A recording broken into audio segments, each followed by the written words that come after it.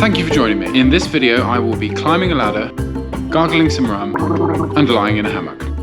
Barbados has the richest history of rum production, claiming the crown for the birthplace of rum, dating all the way back to 1650 on a lease for 150 acres of land in St. Philip, Barbados. But you've probably or possibly heard of Richard Lygon, his hot, hellish liquor rum bullion, published in his journal documenting his time in Barbados from 1647 to 1650. There were at one point some 491 plantations in Barbados. I did my research.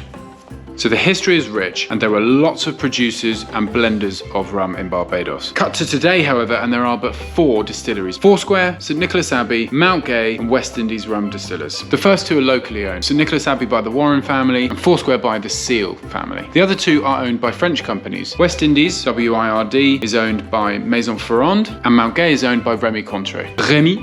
Each of these 4 distilleries have both pot and column stills, and Barbados is famous for the blend of the 2. It sits fairly middle in the flavour spectrum, lots of wonderful, creamy, nutty, buttery notes on the nose, and mellow and easy drinking on the palate. This is all to do with the artful blend of the flavoursome pot still rums along with the lighter, more delicate column still rums. Fun fact number 1, Barbados means the bearded one, named after the fig trees that had a beard-like appearance. Fun fact number 2, grapefruit originated in Barbados. I can't quite believe that. Yeah. I love rum, so of course I'm going to love rum from Barbados. But who doesn't? Rum from Barbados, it is dangerous. It is gateway rum. It's the sort of rum that gets you into becoming a passionate rum geek like myself. Don't do it. Do it. Don't do it. Don't do it. Just found another one.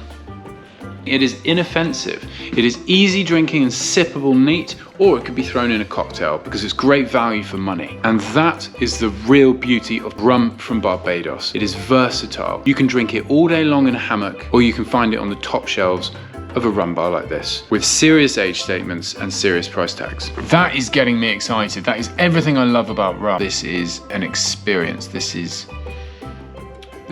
wicked. There are lots of different rum brands coming out of these 4 distilleries, which is why you possibly haven't heard of all 4. So let's just look at them quickly individually. St. Nicholas Abbey. They bottle under their own name, so you can find their own rum. Huge shout out to them because they are preservationists. They're all about restoration and preservation. Their rum comes from their own sugarcane, and it is delicious, delicious, delicious. Really, really good liquid. But because it's small volume, it comes at a high price tag. Mount Gay. They also bottle under their own name, but they've also started doing some unique expressions, some rums finished in some really interesting casks. Huge shout out to Sly for introducing me to the port cask finish, which was absolutely phenomenal, beautiful rum. Foursquare, they do produce some rums under their own names. They're exceptional cask series, but produce more established brands such as Dawley's and RL Seal being the big 2. They only launched their distillery in 1996, and they are winning awards left, right and centre. West Indies Rum Distillery. These guys are the biggest on the island, probably most famous for Cockspur and Malibu, but a whole load of other brands as well. These guys are producing liquid that gets sold to EA Shear over in Amsterdam and then blended into all sorts of brands, for example, Barbados Plantation. It's worth noting that they've been bought by Maison Ferrand, which own plantation rums. I'm gonna have to take a seat to do this bit.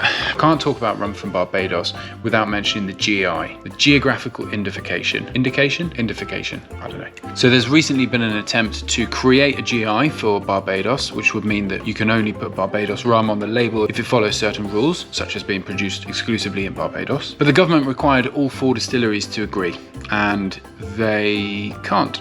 There are some differences between West Indies Rum Distillers and the other 3. For instance, West Indies Rum Distillers would like a bit more flexibility in the way that they can produce their rums and the way they can evolve the category moving forwards. They also like the idea of being able to add sugar to their rums, which is something that they do for plantation in particular, and that's a sore point for many. But it has to be said, they're extremely transparent about that now, and they do put it on their labels. They call it dosage, but we can go into that another day. So let's leave it there for now. Thanks for watching. Please subscribe, and I'll see you next week.